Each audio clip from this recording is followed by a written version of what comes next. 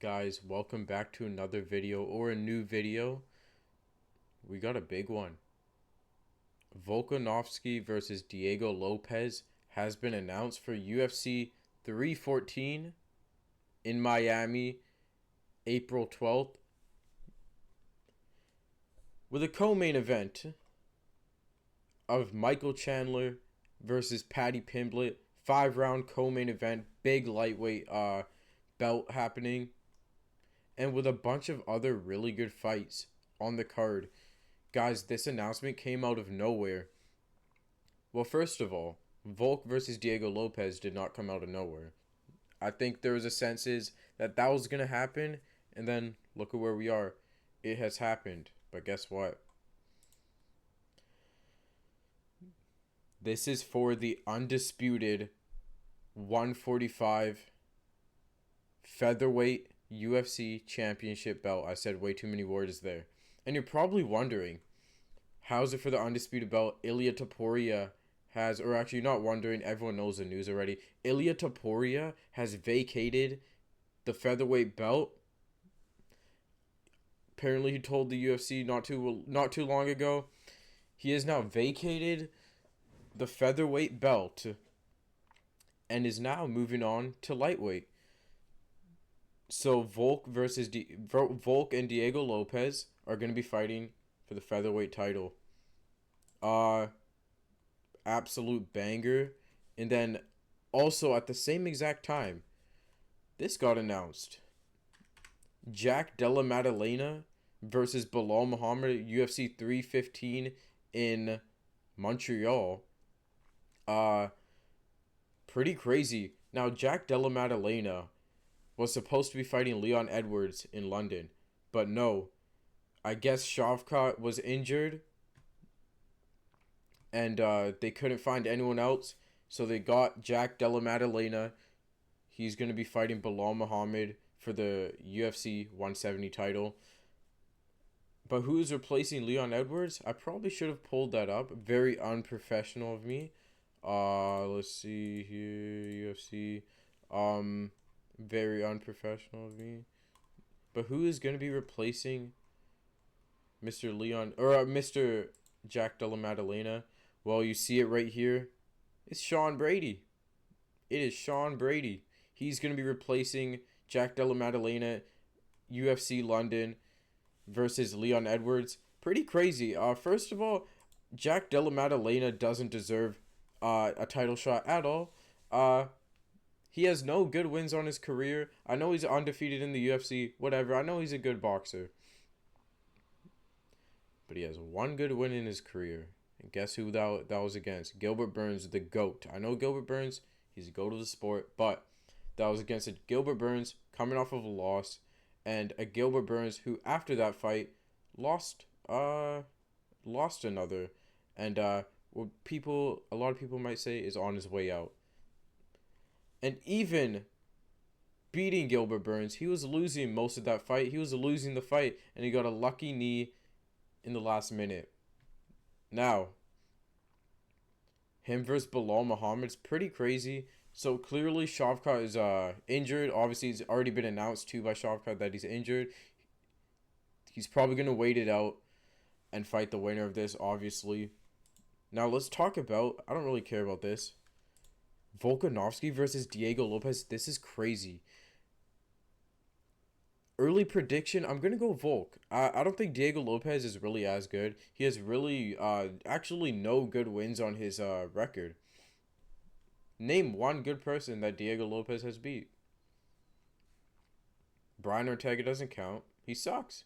Brian Ortega sucks. He's one of the worst fighters of all time. Diego Lopes has beat nobody.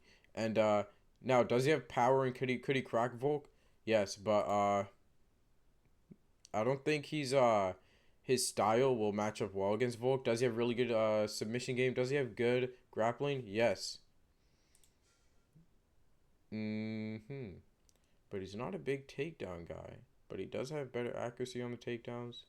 Doesn't have good takedown defense. But he averages more submissions. He's a submission artist. Really good jiu-jitsu, but early prediction, I got Volk kind of working Diego Lopes. And also, Volk is better against taller opponents. Taller opponents can't really chin Volk. The only person who's been able to chin Volk, you guessed it, Tuporia, who is the same height as him. So, early prediction, I'm gonna go Volk probably by 4th round TKO. Now this is crazy. Michael Chandler versus Paddy Pimblet. I knew this was coming, and a lot of people were doubting it. Absolutely amazing lightweight matchup, and I do like this a lot for both fighters. Paddy Pimblet, he's fighting up in the rankings against a big name and a guy who you know is going to bring the show. And Michael Chandler is fighting down in the rankings against a big name and a guy who you know is going to bring a show. And Michael Chandler deserves to be fighting down in the rankings because he simply lost to every top-ranked opponent, and it's his time as a veteran of the sport to face the younger guys. So yes, this is good. Paddy Pimblet, this is going to be a very tough test. Early prediction, I'm going to go Paddy Pimblet just because momentum, and he's younger, and he's actually not as bad as people think. A lot of people think he's bad because of the Jared Gordon fight. Whatever. I think he's really good. I think his submission game will be really good, and I could really see him just beating Chandler. Honestly, I don't know. I don't really have a prediction for this so far. Then also we got Jeff Neal versus Carlos Prates. Now, Carlos Prates is really good. Came off of KOing Neo Magny. I think that was his last fight, yeah. If he is able to get past Jeff Neal, then he's the real deal. That's basically for everyone in the UFC. If you are able to get past Jeff Neal, you are the real deal. Jeff Neal is very good. So I can even see Jeff Neal winning this. I don't have a prediction for this fight yet. I wonder what are the odds. I guess they don't have the odds yet. Dan Ige versus Sean Woodson. This one's also a good one. Sean Woodson came off a good win. I forgot who it was against, but Sean Woodson has gotten better, and I didn't realize he's 6'2". I thought he was shorter. Look at his body. He has the weirdest body in the UFC. Pretty crazy. Early prediction, I'm going to go... I'll go Sean Woodson. Now, Dominic Reyes versus Nikita Krylov. Nikita Krylov is good. He has power in his hands. He's really good. And I can see Dominic Reyes losing. Don't have a prediction for this yet. I don't really have a prediction for any of these yet. Yan Xiaonan versus Verna Jandiroba.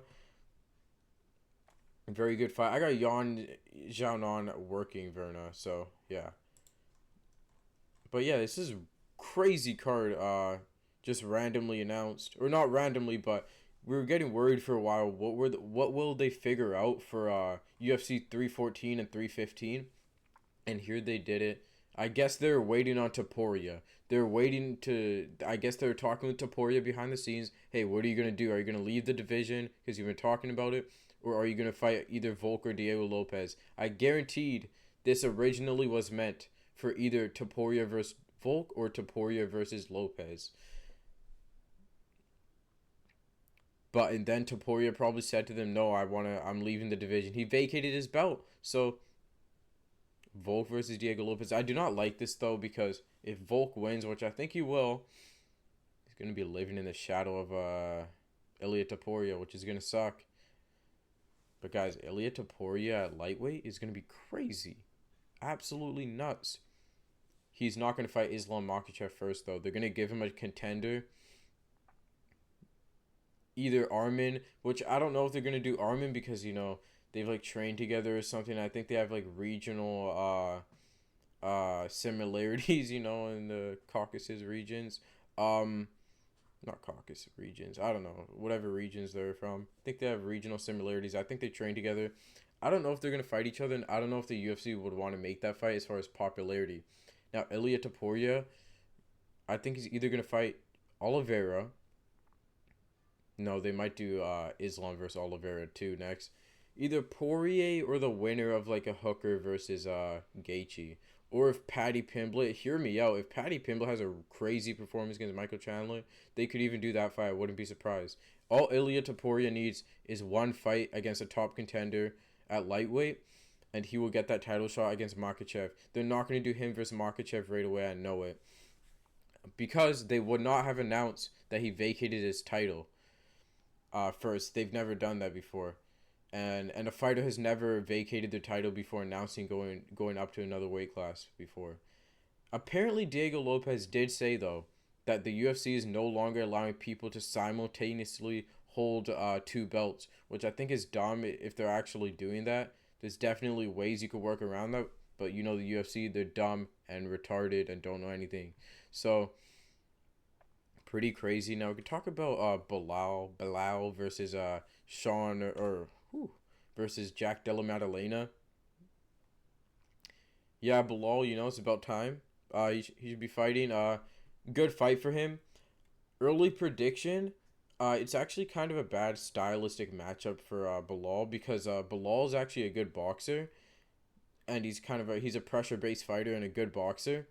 But what is Jack Della? He's a pressure based fighter and a good boxer. But here's the difference: is the grappling, and seeing Gilbert Burns grapple against Jack Della Maddalena. I could see Bilal getting a 3-2 decision done here, and yeah, but Jack Della Maddalena closer to the fight. I'll make my decision. Also, Valentina Shevchenko versus Manon Fiorot, very good fight. I think Valentina Shevchenko is gonna work Fiorot, so I don't even think there's whatever.